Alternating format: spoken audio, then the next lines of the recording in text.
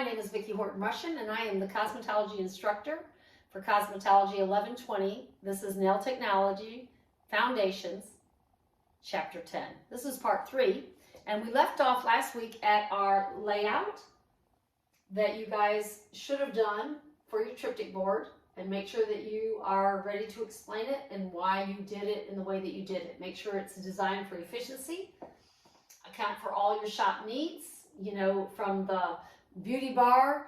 I can tell you one thing, that the place that I work in right now, they were not thinking that they were going to be so busy, obviously, because their lounge, they have 7 techs in there now, 5 stylists, and a lounge that fits 2 people, 3 maybe if they're standing. So that's inconvenient. Okay, so make sure that all the areas of your salon are well thought out, and thought out for long term, not just short term. So ample aisle space, space for each piece of equipment, quality mirrors, fixtures, furniture, equipment, decorations, paint, restrooms for clients and employees. Handicapped accessibility is very important nowadays. Good plumbing, lighting, heating, ventilation, air conditioning, sufficient electrical outlets.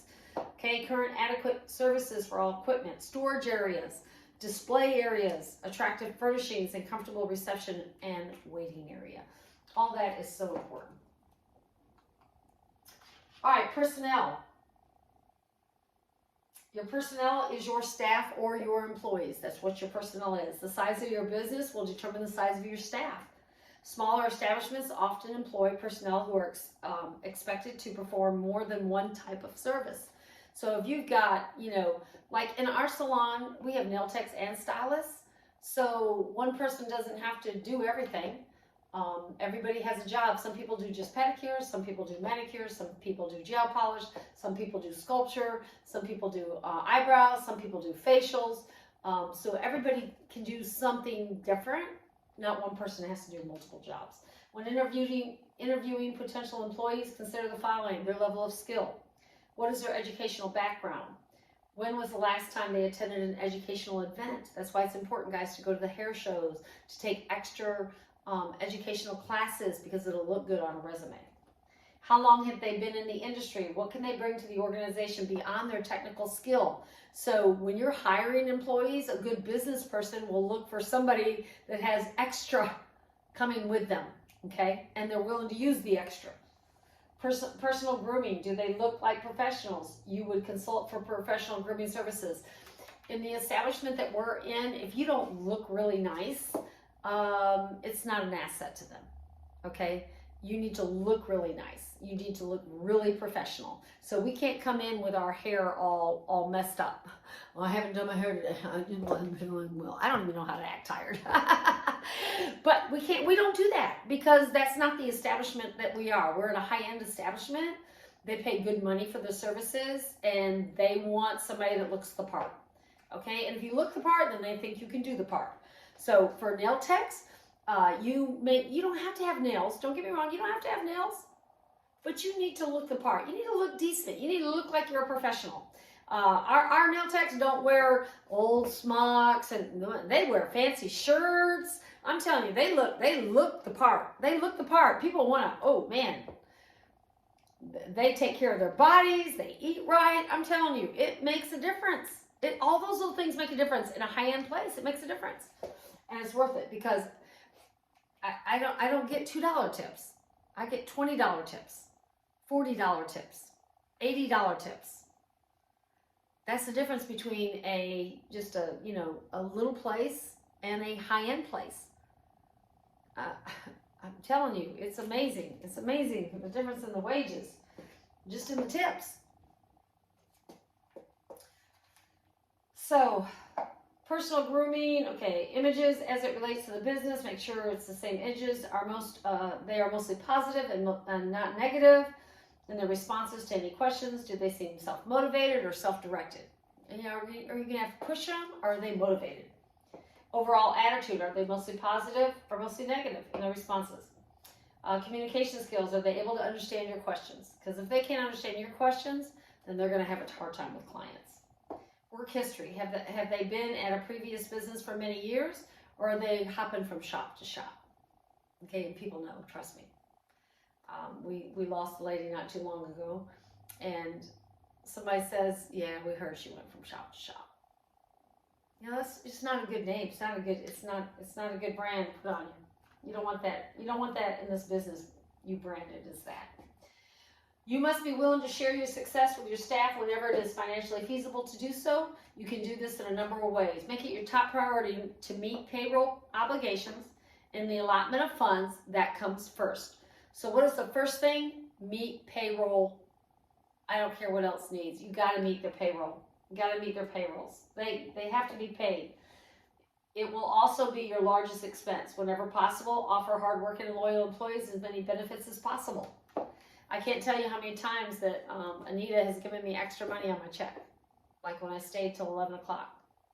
I mean, she sees how hard I work, and I'll see that she gives me extra money on my check. And I'm like, oh, you know, I just thought that it was the sweetest thing. I just thought it was the sweetest thing when she did that. She didn't have to, but she did.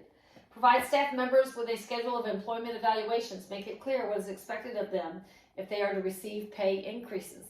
So if there is increases to be made, make sure that they know how they're going to get those increases.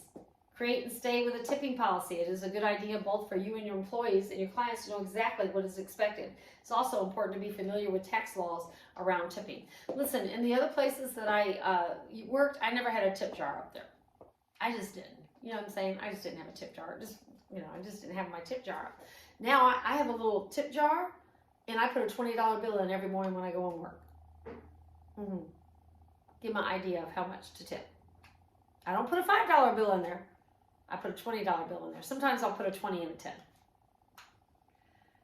And honestly, very seldom do I get below $10 tips. I do get a couple $5 tips with some older ladies that are on a fixed income, but mostly I get $10 tips and above for the establishment that I'm in because it's high end. So if you're not in a high-end establishment, $2, $1, $5, they're all good, okay? I mean, it's all good, all right?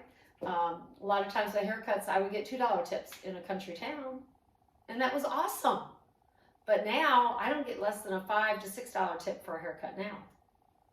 Okay, so where you are does matter.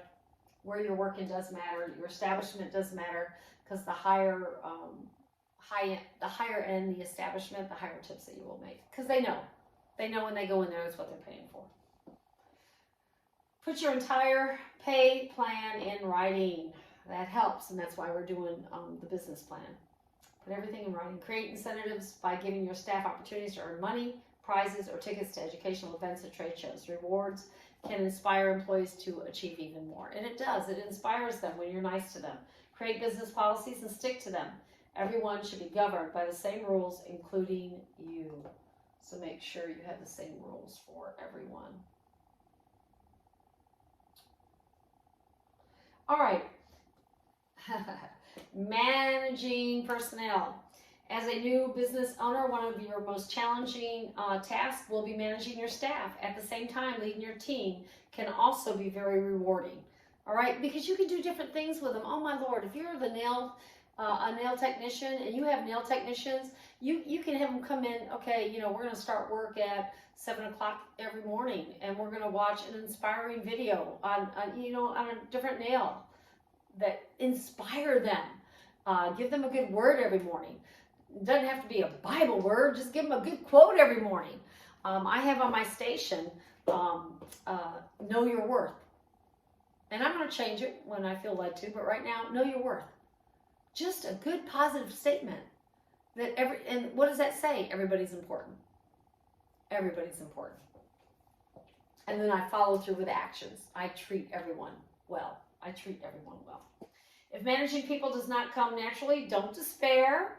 People can learn how to manage other people just as they learn how to drive a car or perform hair services. So listen, we are in the life of technology. You can learn anything you want to learn. It's all out there. Just read up on it wherever you're weak. This is my motto. Wherever you're weak in, read up on it. Because whatever you're reading is going in, and we are like a computer. Whatever you put in, comes out. Whatever you put in, comes out. We're just like a computer. A computer can only do what you put in it. You can only do what you put in it. So if you're terrible with budgeting and financing, then read up on budgeting and financing. Fill your computer right here with budgeting and financing, and I promise you, you'll begin to think more about budgeting and financing. If you're terrible at eating right, then put in everything you can on how to eat right. Listen to speakers, read some books, and I hate reading, so I listen to the books, okay? But do something, okay? If you're not motivated, then get on and turn yourself onto some, you say, well, I'm not motivated enough to read a book. Good. Then lay in bed and listen to a motivational speaker. And I guarantee if you continue to listen to them, things will change in your life. I promise you, try it. It works. Yep, try it. It works. All right, so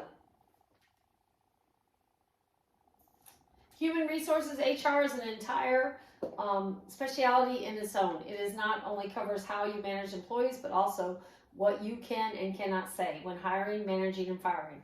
All employers must be familiar with various civil rights laws, including Equal Employment Opportunity Commission, EEOC. Make sure you know that.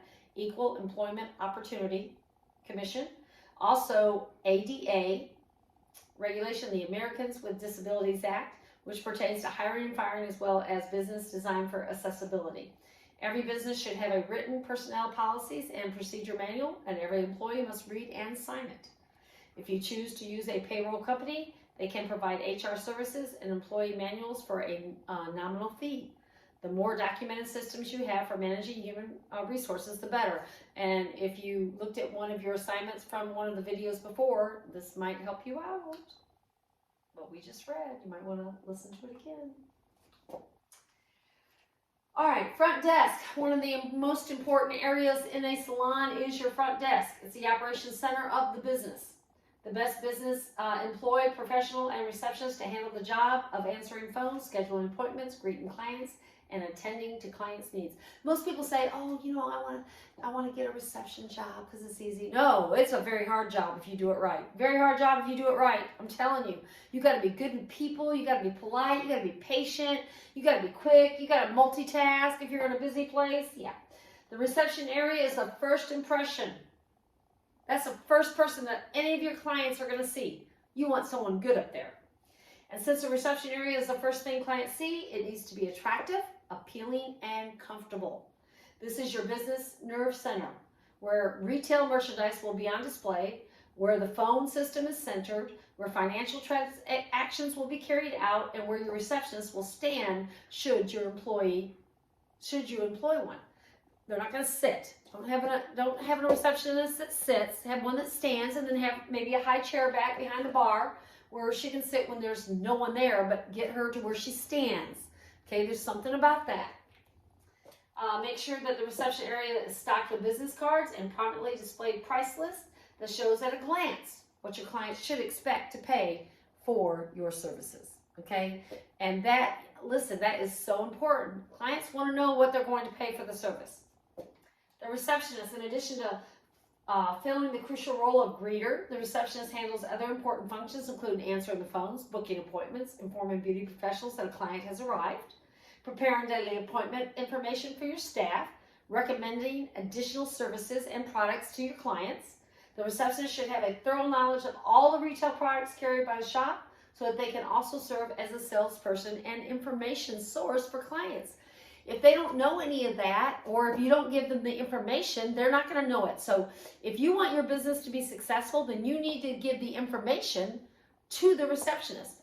For me, I went ahead and made out a price list for my services, because our receptionist has to do all the nail techs and all the stylists. And I gave it to the receptionist, I don't know, a few weeks ago. And she came to me, she goes, you know what? It's so easy that when someone calls and they want a price, I don't always have time to go to one of the stylists. So I just give them you because I got all yours right here. What did that just do? Ooh, one up for Vicky. Okay? Gotta think smart, guys. Think smart.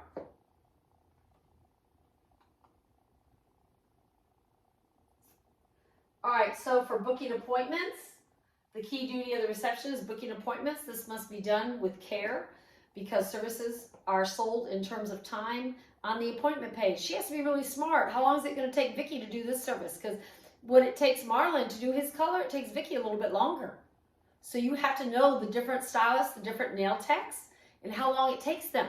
Katie can do a manicure or a pedicure in 30 minutes. It takes one of the other nail technicians 45 minutes. You have to know that so that you can book their appointments accordingly. And, you know, you learn them. You learn them. You learn them. That's what you do if you're the...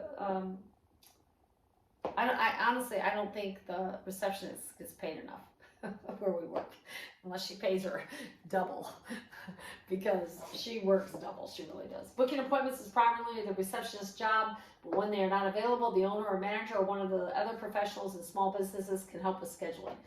And I've helped out there a couple times. I do not like that job. And I love people, but I don't like that job. That's especially with all the different nail techs there are. Woo! That's a hard job.